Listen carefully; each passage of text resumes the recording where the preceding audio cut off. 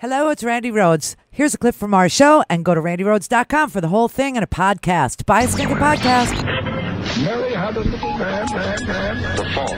We believe that all men are created equal. To the magnificent mosaic that is America. From radio beacon to radio beacon.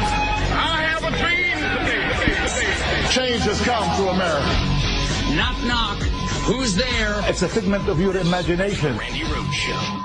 Turn up New your report mind. that the president believes this memo will discredit the entire Russia investigation. CNN's Caitlin Collins at the White House with this breaking development. Caitlin.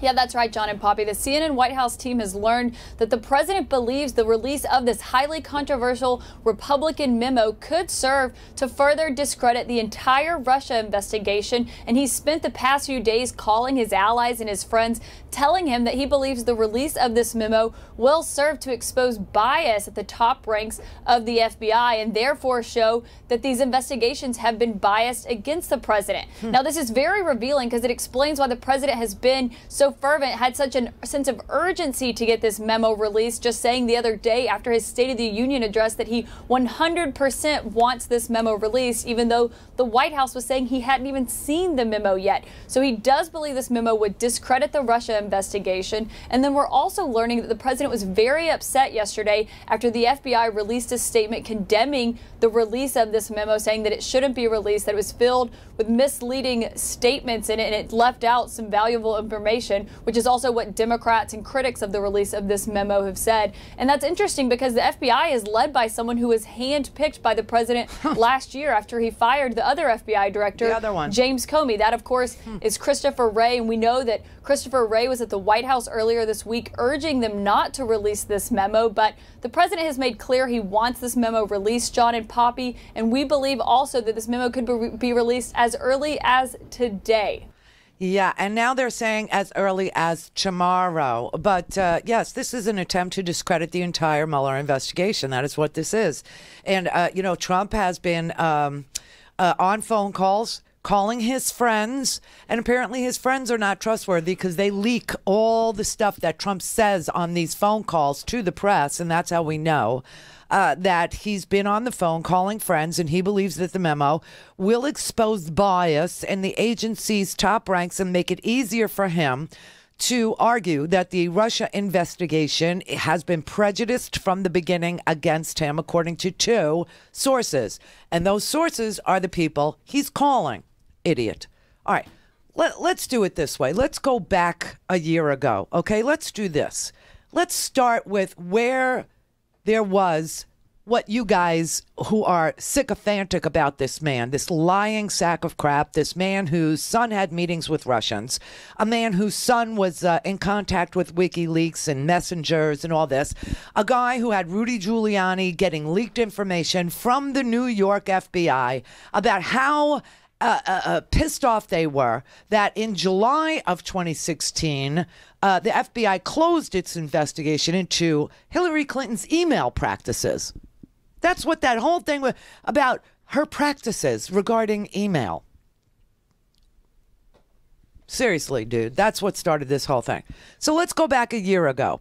When James Comey in July of 2016 made his announcement that there was no intent to subvert classified information or to, expose secrets, which, of course, the president is doing now if he releases this memo, which is just so ironic. It's like rain on your wedding day. It's the free advice that you just can't take.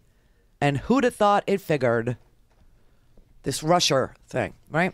But let's go back a year ago, shall we? And let's listen to Rudy Giuliani on the TV and on the radio, okay, on October 28th, saying that he's talking to the New York FBI's active agents and that they are livid and that they hate Hillary Clinton and they're furious. And they are outraged that James Comey closed the investigation without an indictment of Hillary Clinton's maintenance of her email server. Other rumor that I get is there's a kind of revolution going on inside the FBI about the original conclusion being completely unjustified, and almost a slap in the face of the FBI's integrity. And I know that from former agents. I know that even from a few active agents who obviously don't want to identify themselves. So this has been boiling up in the FBI since generic. I did nothing to get it out. I had no role in it. Did I hear about it? You're darn right I heard about it. And I can't even repeat the language that I heard. I just want to make sure we're getting that right. We listened to the audio, and you were talking about current FBI agents, at least in that radio interview with Lars Larson. Well, the information I've been getting is from former FBI agents. He's so lying. You misspoke to Lars Larson? If I did say that, that was wrong. I have not spoken to a on-duty FBI agent about anything. I guess for the last 10 months. I don't know. I've actually never talked about this investigation to any current member of the Justice Department or current FBI agent. I don't know if I can make it any clearer than that. You can look at my telephone records if you want. I know that from former agents. I know that even from a few active agents who obviously don't want to identify themselves. I'm out of time. Otherwise, I keep pressing you. I'm out of time. Otherwise, I keep pressing you. I'm out of time. Otherwise, I keep pressing you. Got it. Good. All right. Let's go through the timeline going back a year ago. The visible tip of the iceberg back then was James Comey.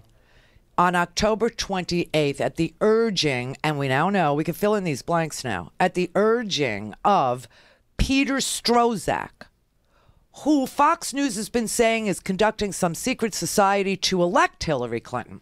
Turns out that Peter Strzok was the FBI agent who wrote the letter to Comey saying you need to reopen the investigation. Okay, so, I mean, everything that they put out there as being evidence of the deep state, it blows up in their face because you end up looking at the deep state. Where is a deep state? And you find the deep state was in the New York FBI. Let's look at an article from November 4th, 2016, shall we? This was in The Guardian. And it reads like this. In the FBI, a highly unfavorable view of Hillary Clinton intensified after James Comey's decision not to recommend an indictment over her use of a private email server. Deep antipathy to Hillary Clinton exists within the FBI. Multiple bureau sources have told The Guardian, spurring a rapid series of leaks damaging to her campaign just days before the election. Current and former FBI officials, none of whom were willing or cleared to speak on the record, have described a chaotic internal climate that resulted from outrage over Director James Comey's July decision not to recommend an indictment over Clinton's maintenance of private emails on which classified information transited. The FBI is Trump land, said one current agent.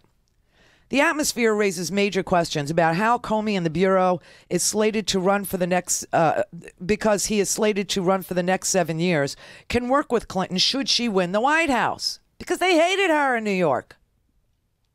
The currently serving FBI agent said Clinton is, quote, the Antichrist, personified to a large swath of FBI personnel. And that, quote, the reason why they're leaking is they're pro-Trump. The agent called the Bureau, quote, Trumplandia, with some colleagues openly discussing voting for a GOP nominee who has garnered unprecedented condemnation from the party's national security wing and who has pledged to jail Clinton if elected. At the same time, other sources dispute the depth of support for Trump within the Bureau, though they uniformly stated that Clinton is viewed highly unfavorably. Quote, there are lots of people who don't think Trump is qualified, but also believe Clinton is corrupt. What you hear a lot is that it's a bad choice between an incompetent and a corrupt politician, said a former FBI official. I'll bet you anything that was James Kallstrom. Sources who disputed the depth of Trump's internal support agreed that the FBI is now in parlous political territory. Justice Department officials, another current target of FBI dissatisfaction, have said that the Bureau disregarded long-standing rules against perceived or actual electoral interference when Comey wrote to Congress to say it was reviewing newly discovered emails relating to Clinton's personal server. Comey's vague letter to Congress, promptly leaked by Republican Congressman Jason Chaffetz. Remember that? Said the Bureau would evaluate communications subsequently identified as coming from a device used by disgraced ex-Congressman Anthony Weiner, whose estranged wife, Huma Abedin, is a Clinton aide, for connections to the Clinton server. Comey's allies said he was placed in an impossible position after previously testifying to Congress it would take an extraordinary development for him to revisit the Clinton issue. Throughout the summer and fall, Trump has attacked the FBI as corrupt for not effectively ending Clinton's political career.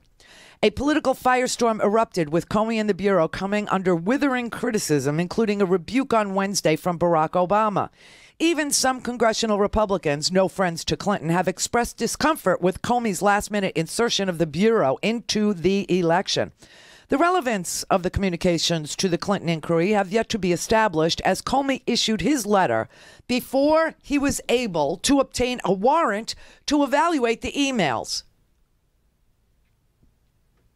Clinton surrogates contend that Comey has issued innuendo rather than evidence, preventing them from a mounting public defense. Some feel Comey needs to address the criticism and provide reassurance that the Bureau, with its wide-ranging investigative and surveillance powers, will comport itself in an apolitical manner. Yet since Friday, Comey has maintained his silence, even as both Clinton and Trump have called for the Bureau to disclose more of what it knows. Leaks, however, have continued. Fox News reported on Wednesday that the FBI is intensifying an investigation into the Clinton Foundation over allegations, which both the foundation and the Clinton camp denied, that it traded donations for access to Hillary Clinton when she was Secretary of State. The Wall Street Journal reported that the Justice Department officials considered the allegations flimsy. The leaks have not exclusively cast aspersions on Clinton. Paul Manafort, Trump's former campaign manager, is the subject of what is said to be a preliminary FBI inquiry into his business dealings with Russia. Manafort has denied any wrongdoing. That's a year ago. He's been indicted on 7 counts, and one is, a disloyalty to the United States of America, okay? The Daily Beast reported on Thursday on ties between Trump's surrogate, Rudy Giuliani, the former New York mayor, and the FBI's New York field office, which reportedly pressed the FBI to revisit the Clinton server investigation after beginning an inquiry into Weiner's alleged sexual texting with a minor. The website reported that a former New York field office chief, this is James Kallstrom, highly critical of the non-indictment, runs a military charity that has received significant financial donations from Trump. Now we know it was indeed James Kallstrom's charity, the Marine Corps Law Enforcement Association, that received big donations from Donald Trump. Okay, we know money changed hands there. Many FBI agents were upset at the director, not because he didn't recommend to indict, but they believe he threw the FBI under the bus by taking the heat away from the Department of Justice. All this compounded pressure on Comey with little end in sight. Okay? And so we know from a year ago's reporting that James Comey was put under pressure to release a letter written by FBI agent Peter Strozak, who Fox has been characterizing as a pro-Hillary person, which is just bizarre, and the New York FBI, who Rudy was getting leaks from, active agents, and they pressured James Comey to reopen, but not too quickly. Because when they received Weiner's computer, New York sat on it and timed it to become news just ahead of the election. Clear for takeoff. Randi Rhodes Air Force. Air Force. RandiRhodes.com. Hey guys, it's Scotty, Randy's producer here, and as many of you know, I grew up in Randy's house.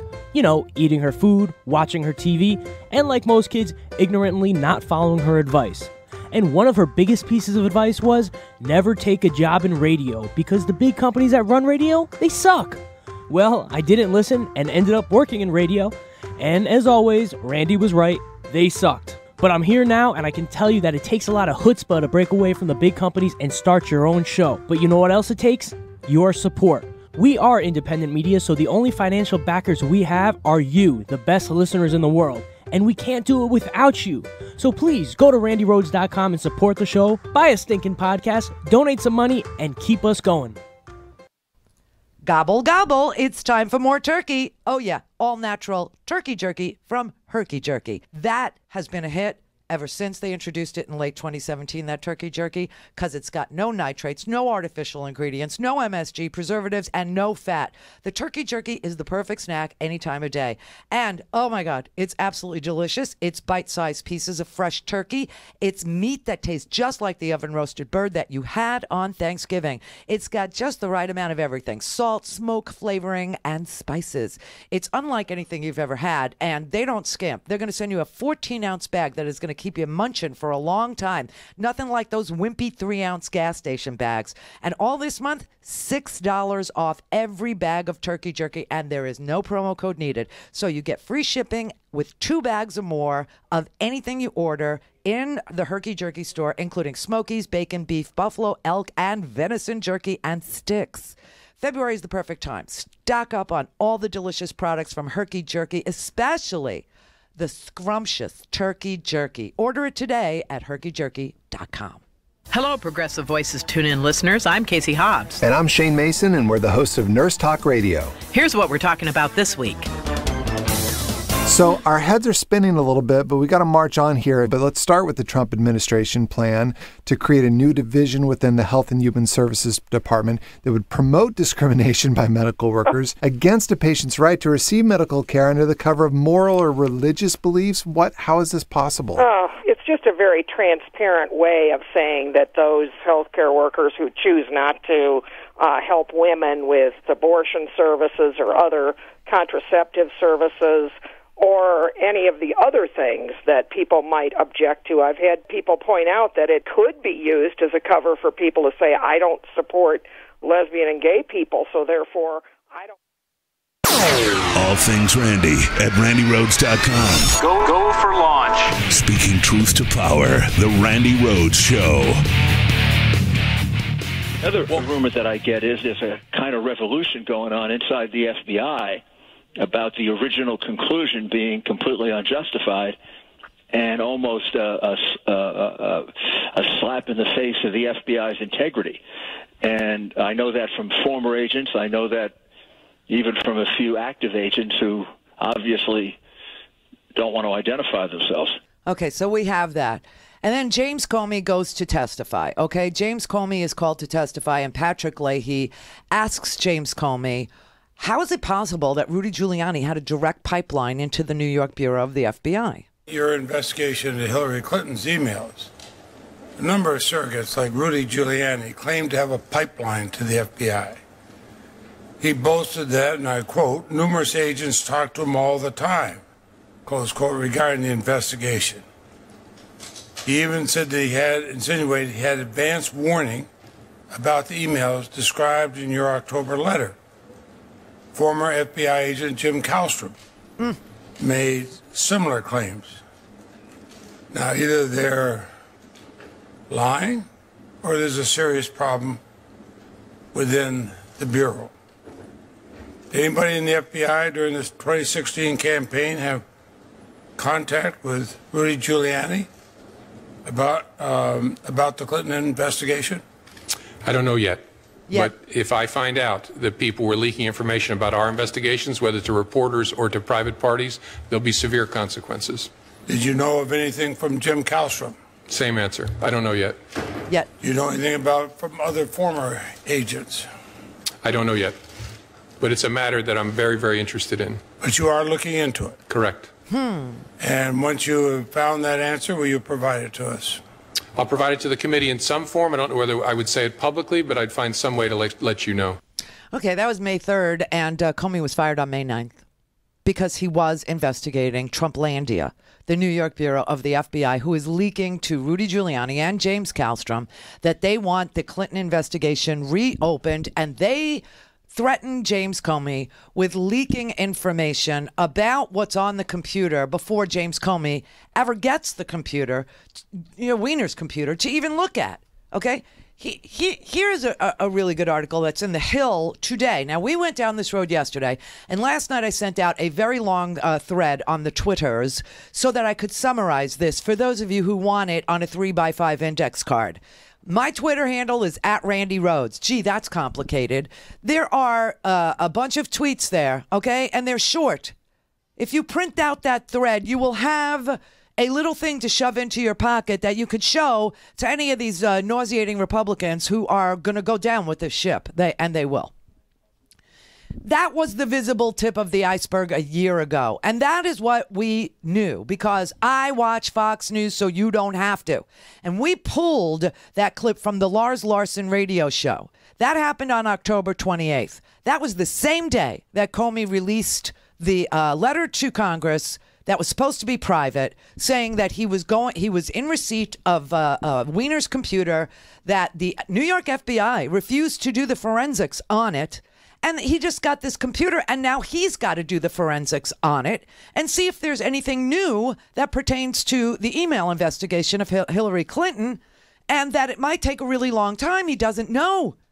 Okay, he just doesn't know. Breitbart also produced a hit piece on this on the 31st of October, and it says, I'll read you the Breitbart version just so you know the timeline is the timeline. They say on October 3rd, FBI agents seized a laptop, an iPhone, and an iPad from disgraced former Congressman Anthony Weiner. October 3rd, as part of the investigation into a report he was sexting a 15-year-old. While searching the laptop, FBI agents uncovered new emails that are likely connected to the agency's investigation of Hillary Clinton's private email server. 3, the laptop was used by Anthony Weiner and his wife, Huma Abedin, and has 650,000 emails on it. 4, earlier in the investigation, Huma Abedin swore under oath in a deposition that she had turned over the devices that may have been used to email Clinton, 2 laptops, a BlackBerry, files she found in her apartment. 5, Huma Abedin reportedly did not know about emails that were on the computer the FBI discovered. Quote, the possibility that this device contains any emails of hers is news to her, a source familiar with the investigation told CNN. 6, Anthony Weiner is cooperating with the FBI's investigation, according to Fox News anchor Brett Baier. Now, this is really important. Number 7, and this is according to Breitbart. FBI Director James Comey was reportedly informed about the new emails last Thursday. That would make the date that Comey was advised and informed about the existence of this computer containing 650,000 emails that he now has to go through. That would make the date October 27th. That is 3 weeks after the New York FBI had Anthony Weiner's computer. That was October 27th. Also on October 27th, we now know that emails that CNN uncovered yesterday from Pete Strzok at the FBI, this man who's the deep state, this man who hates, Donald Trump, this man who will do anything to help Hillary Clinton. Peter Strzok writes to James Comey on October 27th and says to him, you must reopen the Hillary Clinton email investigation. The very next day, October 28th, Rudy Giuliani goes on Lars Larson show and says just exactly what I played you, that he's hearing that the FBI is furious. They're going to leak. And he's telling me, they want to.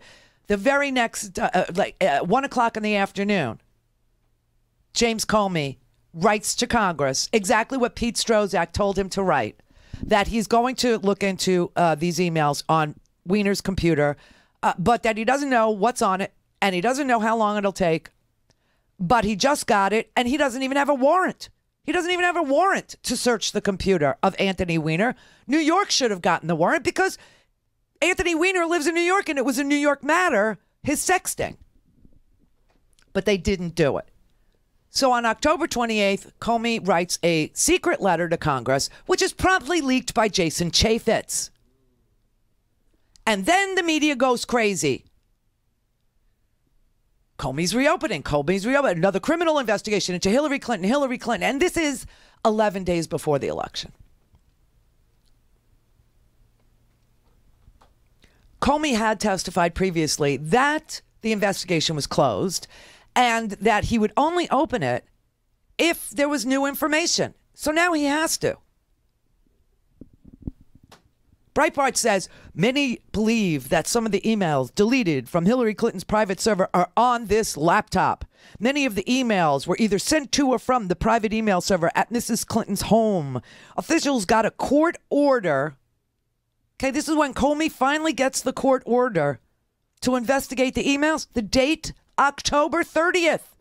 The New York FBI had it on October 3rd, according to freaking Steve Bannon.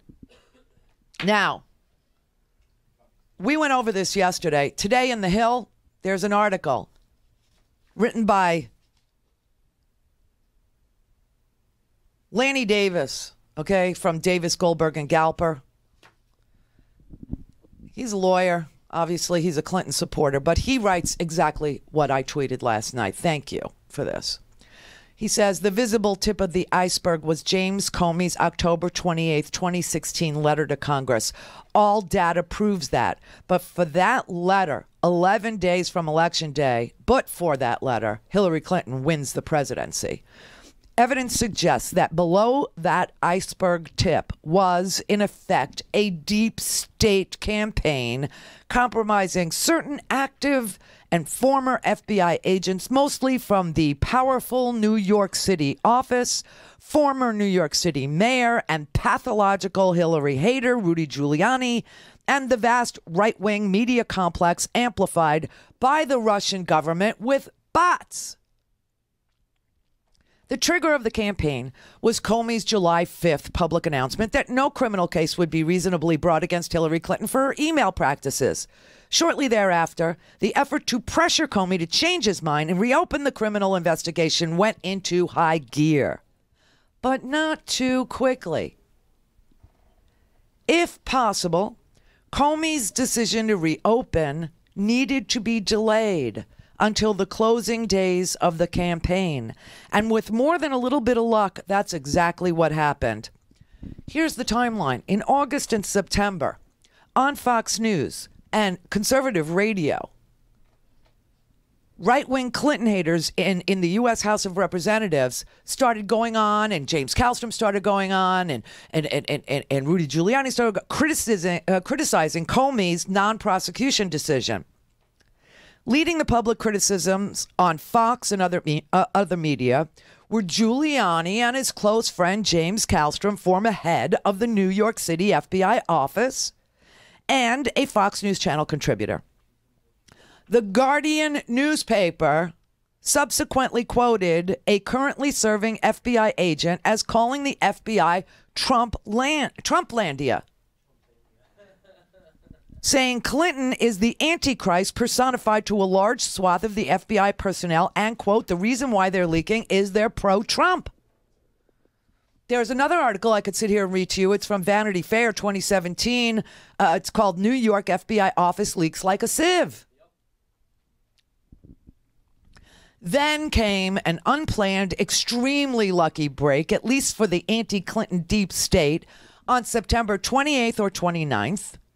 New York City FBI agents found 600,000 plus emails, including Clinton's name, on the laptop of former New York Rep Anthony Weiner, who was under investigation for illegal texting to an underage female.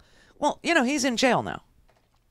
Comey was not told about this until a week later. He wasn't even told that they had it until the 3rd of October. And then, according to the New Yorker's Peter Elkind, the New York FBI agents, quote, proceeded unhurriedly with their investigation. 3 weeks later, on the 25th of October, Giuliani showed remarkable, miraculous clairvoyance. He told the morning audience on Fox and Friends. Now, he said this to Martha McCallum. This is another clip that we've played for you. He said, "We have a big surprise. You'll see. We got a couple of surprises left. Ha ha ha ha ha ha ha ha ha ha ha ha." And Martha McCallum says, "Well, we're out of time." 3 days later, on October 28th, he goes on Lars Larson's show in the morning, and he tells Lars Larson's audience that he had received leaked information from some former and a few active FBI agents. In a subsequent interview with Wolf Blitzer, which we've played for you, he denies that it was any active. It was only former agents. And then after that appearance on Lars Larson, about 1 o'clock in the afternoon, James Comey writes the secret letter to Congress saying that there are emails on Weiner's laptop, and he offered no facts about them because he states in the letter that he writes that Jason Chaffetz leaks. He didn't know whether any of the emails were significant to his investigation because he hadn't seen a single one of them. And that's because he hadn't gotten a warrant. He thought New York was doing the forensics.